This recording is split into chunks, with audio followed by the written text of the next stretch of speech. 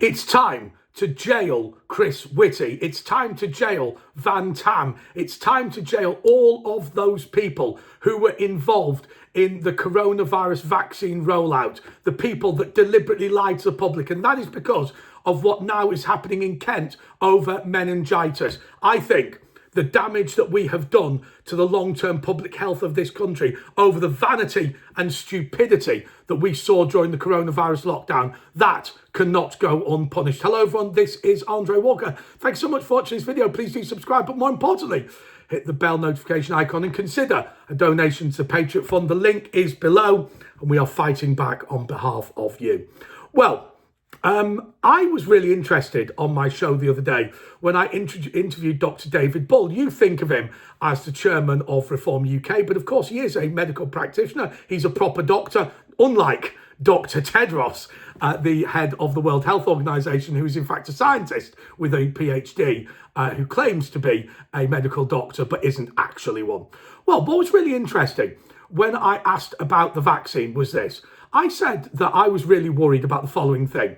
No medical procedure is 100% safe 100% of the time, which is precisely what Whitty, Van Tam and Valence told the British public. Now, the problem is with that, when you say it's 100% safe and 100% effective 100% of the time, then when that is not true, when you have just one case of somebody falling ill as a result of the vaccine, as was inevitable, you completely destroy people's faith in the system, because there's nothing more intrusive biologically than injecting something directly into your veins, because that bypasses your entire immune system. You know, if you swallow something, you've got your stomach acid. If you take something as a suppository, even if you snort something, it will, you know, there are barriers, there are mucuses, there are things that protect you. Injecting something directly into your veins, if it's nasty, you've got real problems.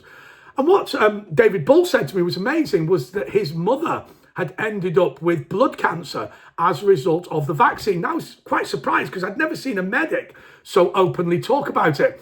And what he said was that it angered him was that he had, as a medic, trusted the medical advice that was given to him. And he had therefore, you know, recommended to other people, because it all works on a level of trust, doesn't it? You know, these scientists have to believe in each other. Well, of course, when he discovered what he was saying was absolute garbage, he was extremely concerned. Well, let's just park all that, because you can see all that from Andrew Bridgen about all the things. And let's be clear, why have you indemnified the drug companies? Well, because the vaccine rollout's being rushed out. You know, have you done all the tests that you would normally do? No, we didn't have the time. If we'd admitted all of that, it would have been fine and people could have made their own informed decision. Instead, we lied to people. So the reputation of the vaccine program in general has gone down. And what David Bull said to me was interesting. Apparently, the coronavirus vaccine works completely differently to other vaccines. So he believes other vaccines are great. But I'm afraid he's alone, because now people don't trust the vaccine rollout in general. If you tell people that something is 100% safe 100% of the time and you are proven to be a liar, then people aren't ever going to believe you again. It will take decades to rebuild confidence in the vaccines that we know to be safe. In the same way as people from ethnic minorities, Black and Asian people who had vaccines tested on them in the 1940s and 50s, their grandchildren and great-grandchildren, or maybe children, will not take any vaccines at all now in the UK because they don't trust the British medics after what they did in Africa and India. And who can blame them?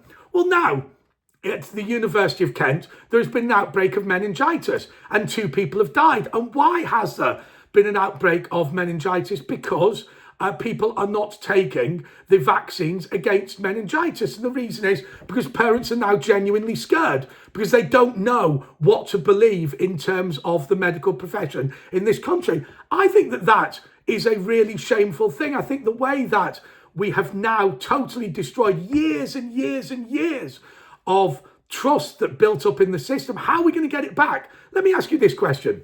Really very simple question. If now you turned on the 6 o'clock news and Chris Whitty, Van Tam and Valence were all stood next to each other saying there has been a great breakthrough. The World Health Organization has discovered a vaccine for cancer. It's 100% safe, it's 100% effective, and it works 100% of the time. Would you take it? You might. I'm afraid the majority would not. And even if I were to tell you now, do you know what? Secretly, we know it's completely safe. Do you think people would take it? No, they wouldn't, because they've been so burnt by what happened during the coronavirus. You've got the HPV virus, and for girls, which of course is now not being taken up as much as it was. MMR not being taken up as much as it was. We have at universities at Freshers Week now outbreaks of measles, outbreaks of mumps, outbreaks of rubella, which can be really serious in adults. But it's not the fault of individuals. I'm not going to sit here with you, for those of you that think all vaccines are dangerous, and castigate you. Why would I do that? Because if I do that, then actually I'm missing the fundamental point that we have now undermined confidence in all of this medicine. How many people now used to take the winter flu virus and now won't? I had a friend of mine who went into a doctor. He's vulnerable because he's got diabetes. And they said, we're going to give you your winter flu vaccine. And he said, I'm not taking it. And the woman said, oh, come on, don't be stupid. We know it's completely safe. Ha ha ha, but that's what you said about the coronavirus. And of course, we're still going on about it. We still don't want to have any investigations into the safety and efficacy of the coronavirus vaccine because it embarrasses the medical profession. Well, I will tell you something about politics, Van Tam. I will tell you something about politics, Whitty. I will tell you something about politics, Valence. It's a cover-up that kills you.